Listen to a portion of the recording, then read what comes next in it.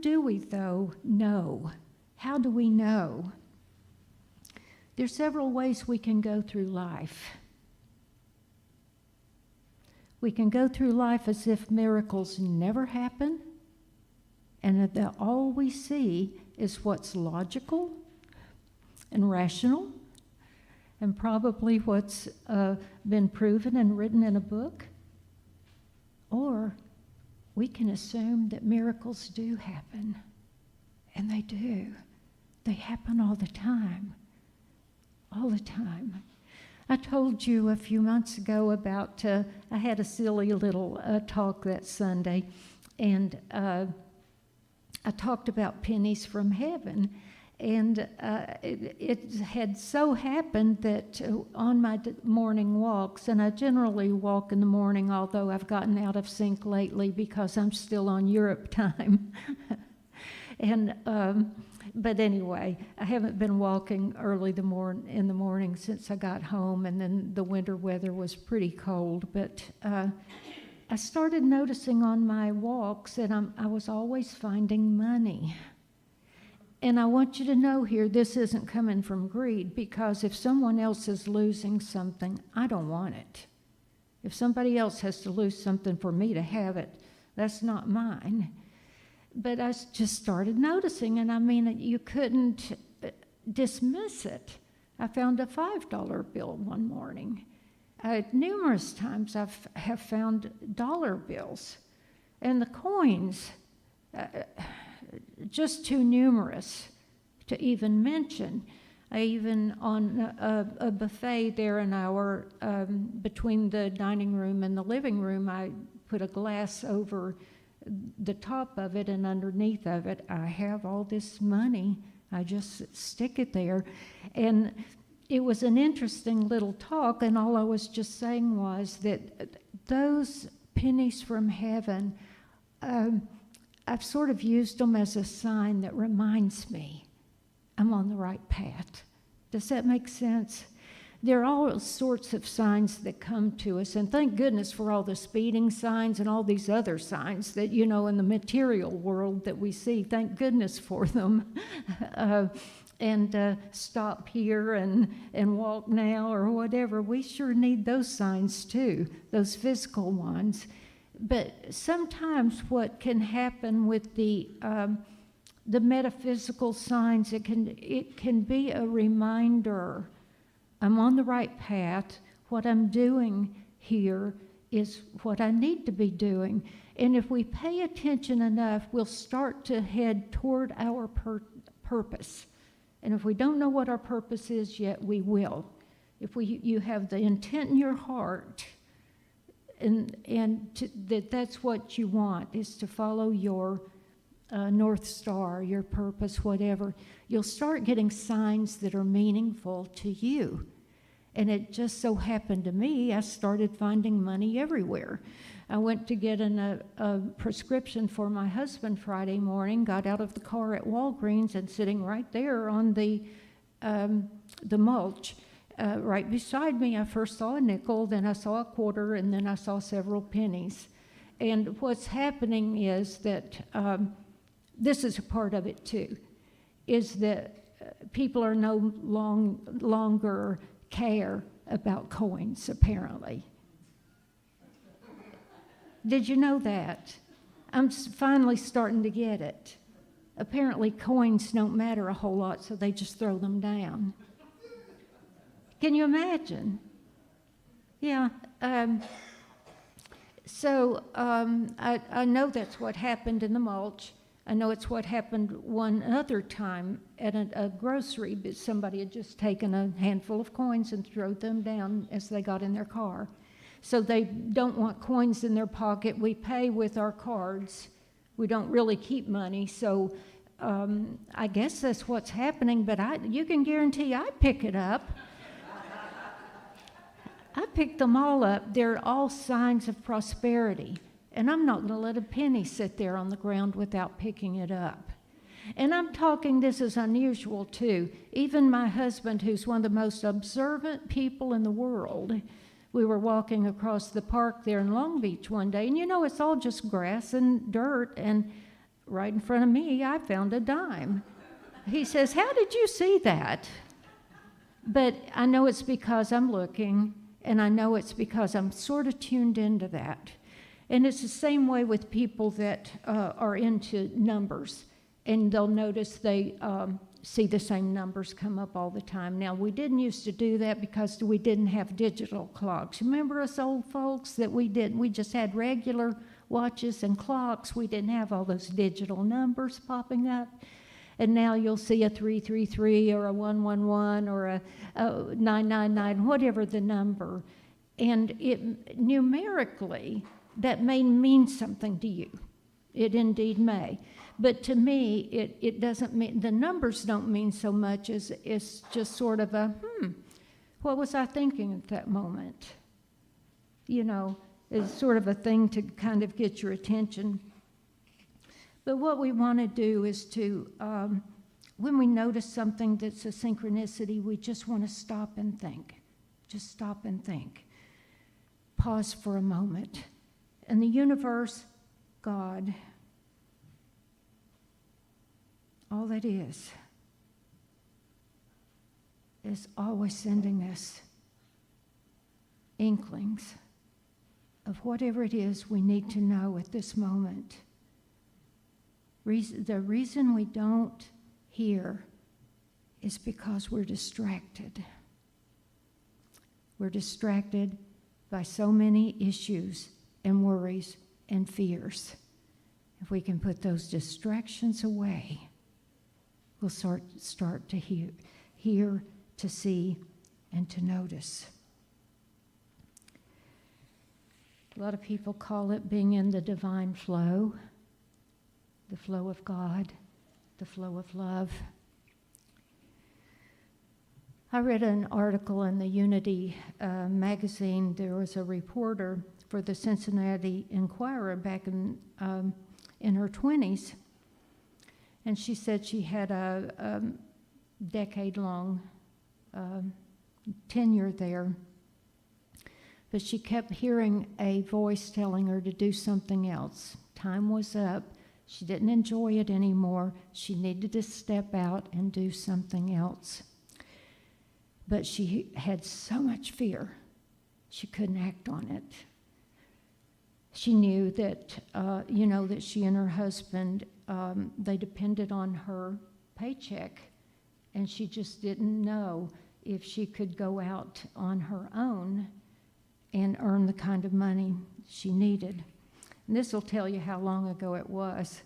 She said, was driving home from work one day listening to a song on the radio called Desperado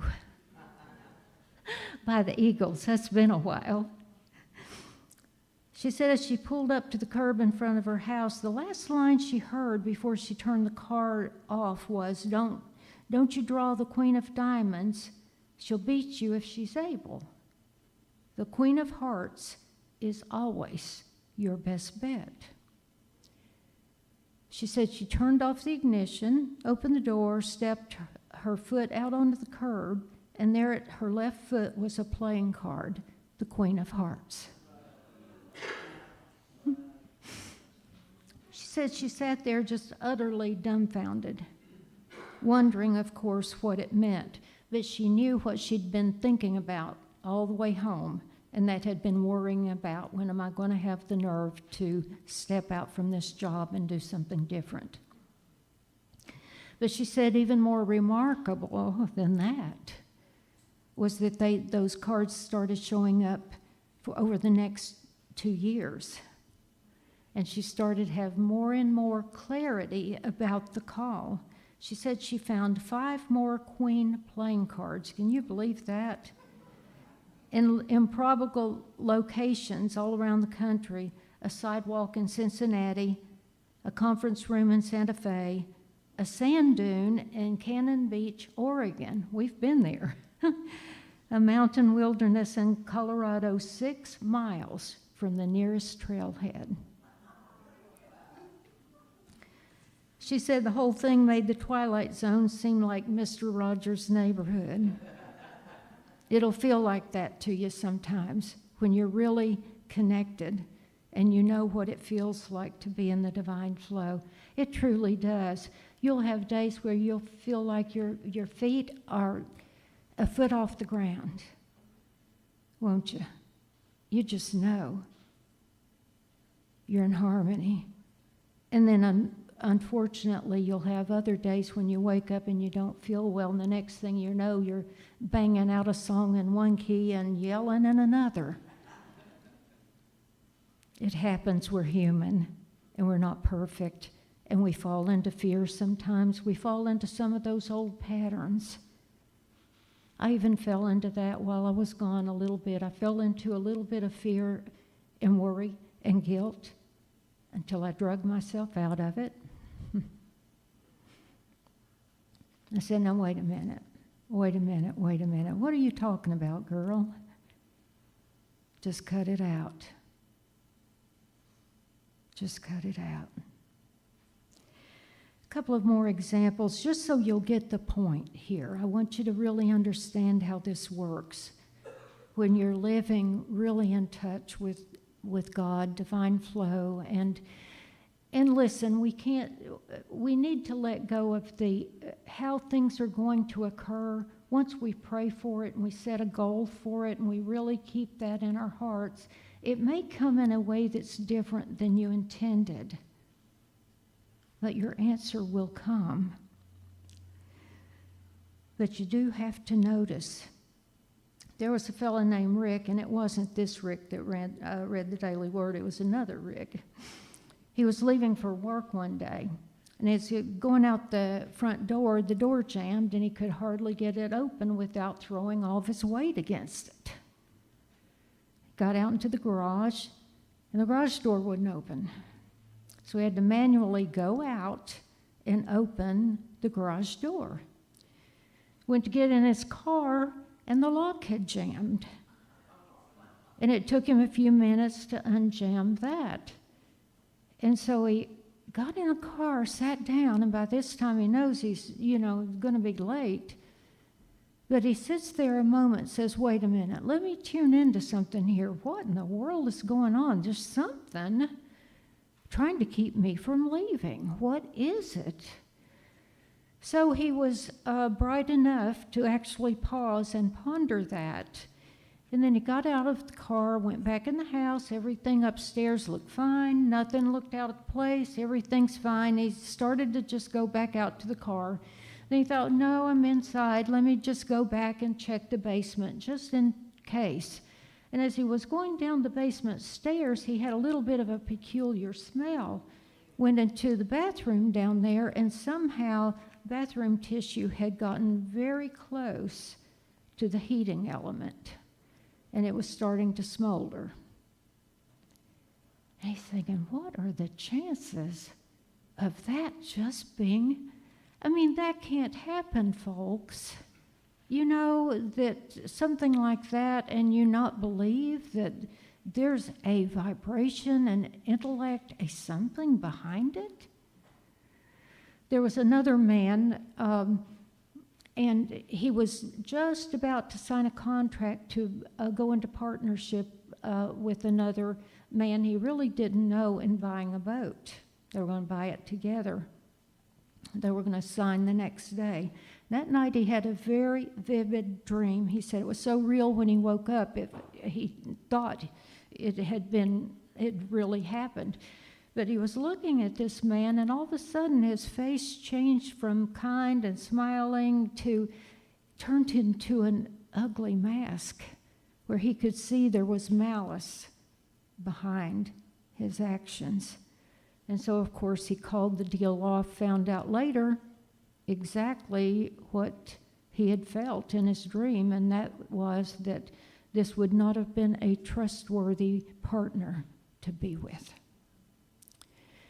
Now, folks, you just can't believe in that many coincidences and that they don't matter. You have to believe that there is a divine power somewhere that wants your best. And the way that you can tune into it is to let go of as many distractions as you can and become aware. Would you turn to the next slide?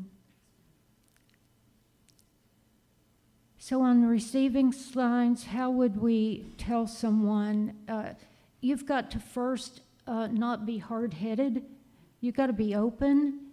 You've got to realize that, hey, this is a possibility. This could happen. You know, that woman that was talking on Sunday, she's not crazy. She's not that crazy, I don't think. Well, she's a little crazy. That's okay. Then realize it is a possibility. It is a possibility. Then be willing and open to receive that divine flow. Be in the place where you can be in sync, in tune with it. Then pay attention, pay attention, pay attention. And then act upon the signal. We know what happens, like the man in the car. What if he hadn't gone back in? You have to act on it. Don't just say, that doesn't matter. Act on it. Act on it. I know as a mother with my children how many times I use my own mother's instinct, and it didn't matter where they were, whether they were at home, in school, in college, moved halfway across the country, and it's still that mother's instinct kicks in. It's real. It's real. And I would just leave you with the note here today that there's a big, vast universe out there, and it's all love. I would ask you to tune into that. Trust that you'll know what is yours to do. This is what this series is about, is developing our trust. And the more you use that intuition, the stronger that instinct becomes. Do you believe that? The more you ignore it, the less powerful it will become. But the more you act upon those instincts and go ahead and do and move forward, the more you will develop your trust. I trust that I will know what is mine to do. I trust that I will know where to be and what to do. And the more I act upon my trust, the stronger my trust becomes. And I just want you to know how much I appreciate all of you being here. And I just had a moment, and if you read my blog post that I wrote the other day, it was titled Full Moon Over Lisbon. And it just became a reality for me. If I had not been brave enough to go ahead and act on, I wanted to make that trip. I wanted to see what it felt like to go from one time zone to another.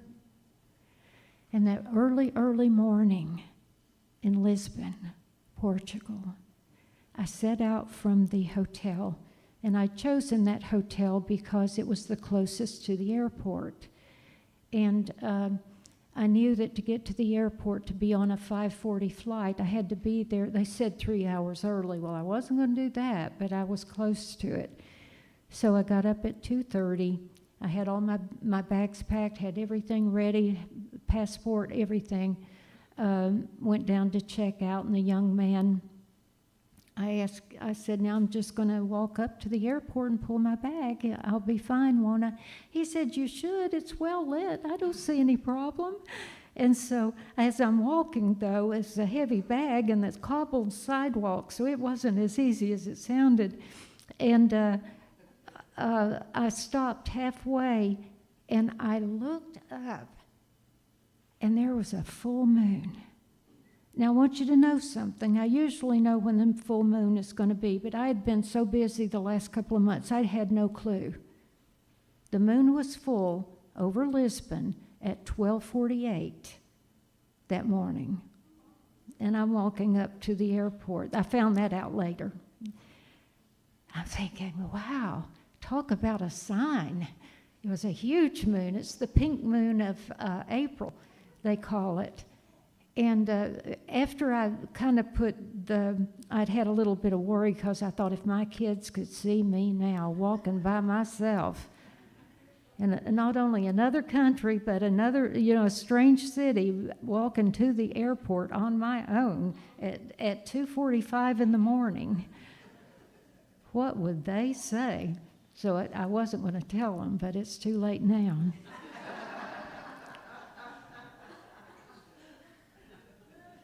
But that was one of the biggest signs. I couldn't have planned it.